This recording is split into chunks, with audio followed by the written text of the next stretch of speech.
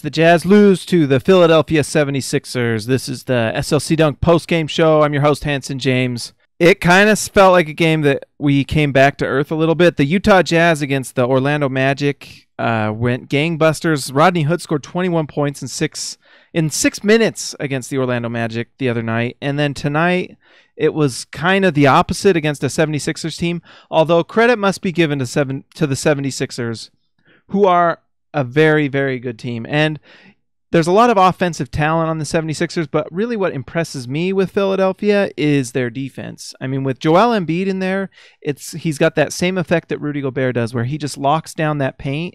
He kind of deters people from even taking shots in the paint at times. And when he's there, you know, it's enter at your own risk. And we kind of saw that at the end of the game with Donovan Mitchell went and kind of attacked Embiid, which I like, but Embiid blocked it. And, you know, I don't know. I guess I don't mind Embiid with the stare down, but I really don't mind Donovan Mitchell coming back and standing up for himself. So, you know what? That just happens. And, you know, what if Donovan Mitchell doesn't do anything? So good for you, Donovan Mitchell. Joel Embiid is a giant, though. He is a giant from the Bible who just crushes dreams, and he's amazing, and he shoots threes, and he has that little mid-range, you know, Joel Embiid. So let's talk a little bit about Joel Embiid. He is incredible for a lot of things. One is his defensive presence is hard to deny. It is incredible. He is up there with Rudy Gobert and all the other best rim protectors in the league. He just guards that paint really well. So if you're going to beat Joel Embiid, you gotta find a way to pull him out. And the Jazz did that a little bit, where they were able to pull him out, and Mitchell actually hit a few shots on him, which I think is what led Embiid to kind of stare him down, because Donovan Mitchell buried that three in front of him a quarter before. I don't think anyone noticed, but he said a few things.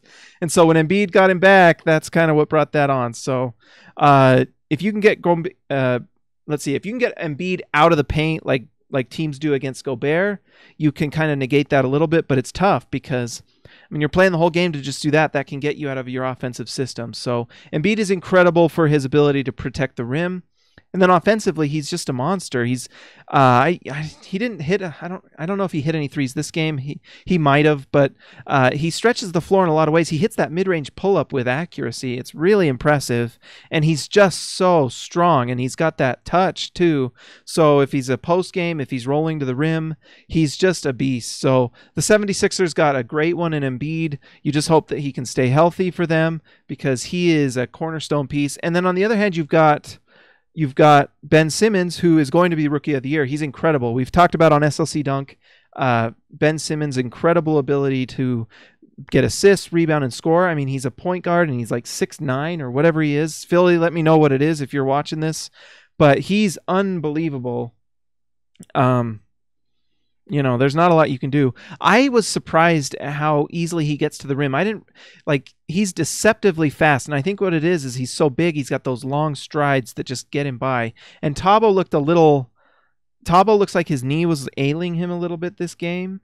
But man, Ben Simmons, he's just got those long, smooth strides. He just gets to the hoop and he scores. And if he's got that little mid-range pull-up thing going, then he's pretty hard to guard. I mean, that guy can't shoot a three for the life of him, but if he's got that little mid-range pull-up and he just glides so quickly and like so few strides to the rim, it's hard to guard. And his size is just tough. I mean, we watched Mitchell guarding him at times. I mean, he's a legit like 6'9", and Mitchell's 6'3", and that's tough. And Mitchell did a pretty decent job, but man, if he can hit that little mid-range pull-up with his size and length, I don't know what you do. So that's the big thing that we need to talk about, guys. So Dan Holm, that was bad. Yes, it was bad. But Donovan, hey, don't forget that Donovan pulled up on Embiid at the three-point line and buried it. So let's not forget that. Yes, Embiid got the nice block. Props to Embiid. But let's not forget what Mitchell did. Where is Dennis Lindsay? Is he on vacation? Michael Hesser. Let's talk about that a little bit. So there's lots of talk about tanking, not tanking, and all these things. Can we talk a little bit about this team? We are missing 3 rotation players. Dante Exum, Joe Johnson, and Rudy Gobert, our best player, Rudy Gobert. In basketball in general, you're trying to have players on your team that create advantages that can give you kind of easier shots that, go in more time, or just players that have advantages in whatever way it is. Rudy Gobert gives you the advantage of having one of the most dominant defensive players in the game. He makes it very difficult for the other team to score on the inside, almost impossible. And so that's one thing that Rudy Gobert does. But we don't really have a player on offense. Donovan Mitchell a little bit is doing this, that kind of gives you that offensive advantage that opens things up for other players. So, for example, with the Sixers, they've got Embiid and Simmons. Simmons with his size and length stretches. Embiid is a finisher. He can shoot from mid-range. He can roll to the hoop. He can even hit threes. And the Sixers have done a really nice job, actually, of surrounding those guys with shooters. With Redick, Covington is a nice contract for them. Like, props to the Sixers for developing Covington. And they've got some other nice players on that team. The Jazz, I don't know what Jazz fans are expecting. Derek Favors is on an expiring contract. Ricky Rubio, I don't know how much trade value he has, to be honest. A non-shooting point guard, it's tough. And the makeup of this team is just rough. I mean, we don't have a ton of lights-out shooters. Like, Rodney Hood is a good shooter at times. Like yesterday he was, or not yesterday, the day before yesterday against Orlando, he was incredible, just hitting every shot he took. But then he has a night like tonight where it doesn't seem to fall. So that's tough. And we just don't have a lot of players that are offensively giving us a lot of advantages. We just don't have a player that does that. We're kind of missing Dante Exum right now. I promise you by now, Dante would be starting easily by now on this team because of his ability to penetrate and his speed and quickness and his passing and all the things that Dante does. He would be starting right now and actually doing really well. And it's too bad. We've got some nice shooters on this team. Donovan's shooting is getting better and better. Joe Ingles is a great shooter from three. I wish he would take more shots. I talked about this with Milo, actually, that I wonder if there's some clause in Ingles' contract where he's got incentives to hit a certain percentage from three, because it seems like he passes he passes up on shots all the time, and I wonder if it's just like, if it's not an easy shot, he's not going to take it. And so I don't know. Johnny Proctor. Without Rudy, it's hard to defend team with that many athletic bigs. Yes. I mean, guys, if we haven't noticed the importance of Rudy Gobert yet, we're seeing it. He is a dominant force. A dominant force. Who's the actual point guard? Rubio's minutes are down. Mitchell plays the one like the two. Neto's the most natural at the one.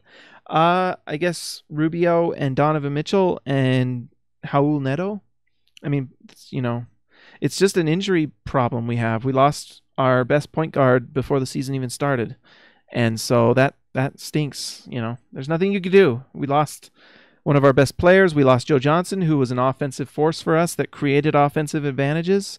When things got stale, Joe Johnson would get buckets. And we lost Rudy Gobert, whose defense is dominant and also is a dominant role man in the pick and roll game. It's tough. And there's not a lot of trades out there to be had. I mean, we might have a little value with Derek Favors and Rodney Hood, but not a lot. They're not pulling in anything because they're expirings. So if a team really wants Derek Favors or really wants Rodney Hood but doesn't want to give anything, you just have to wait 8 months and you can pick him up in free agency. So Joe Ingles looks afraid to shoot on most nights. I don't think he's afraid to shoot. I think he's got an incentive in his contract to hit a certain percentage. Either that or he just needs to shoot the ball. Joe Ingles needs to shoot the ball more. I agree, Johnny. Dan Holm, 4 to 6 weeks on Gobert is going to be devastating. It absolutely is, guys. Rudy Gobert being out for 4 to 6 weeks and this being one of our more reasonable stretches is rough, because if you guys have looked at December, get ready for more losses, because we're playing teams like the Warriors twice and the Spurs and the Houston, and it's going to be very, very rough. So I might talk about this tomorrow. We're going to do the SLC Punks podcast, me and Milo, tomorrow and talk about it. But if we lose games, guys, at this point, it's not the worst thing in the world. This team needs more talent, and we need more top-level talent. We just saw it this game. There's just times where if you're just a jump shooting, settle for jump shots team, you're not going to win a lot of games, unless you're like the Warriors who hit tons of outside shots. It's rough. You need players that create advantages. Dante does that for us. My biggest hope for the Jazz is that they can develop Donovan, find some way to get some sort of great pick with one of our players, one of our rotation players, and then get a nice player in the draft. And then next year you roll with Dante Exum, Donovan Mitchell, excellent talent from the draft, whoever we draft, and then Rudy Gobert, and that's your team, and you build around it, and you just roll with it. That's the hope. But it's tough, guys. This team is just not got a lot of advantages right now, and tries to win with defense and with a system on offense that's just tough to execute against high-level talent. You know, against a team like Orlando or the Nets, we find ways to score and we can win games. But against teams like Philadelphia and high-level teams like that, it's tough. Good for you, 76ers. You are now a high-level team. I'm not I'm not sad that we don't have to play you anymore. We might play you one more time, but I think we've already played twice. And since you're East Coast, I don't think we do. But props to 76ers fans. You've got a great team. You've got Ben Simmons, Joel Embiid. You've surrounded it with nice role players in Covington and JJ Redick, and just a very nice makeup team. And Dario Saric too. They're really good. And the 76ers don't even have Markelle Fultz right now. I mean, that's an impressive team. 76ers might be the best team in the Eastern Conference when Markelle Fultz turns it on. They might easily be the best team in the Eastern Conference, especially if LeBron ever starts slowing down. But LeBron isn't human, so that may never happen. Let's see. Talent doesn't want to stay. Look at Gordon. We are the Bills of the NBA. Not always. But I will say this. Talent doesn't always want to come to Utah either. So the best way to get talent to the Jazz is by the draft, you know, and making sure timelines work. And I think we learned something with Gordon. There were hints and rumors that he wanted out, and we should have traded him.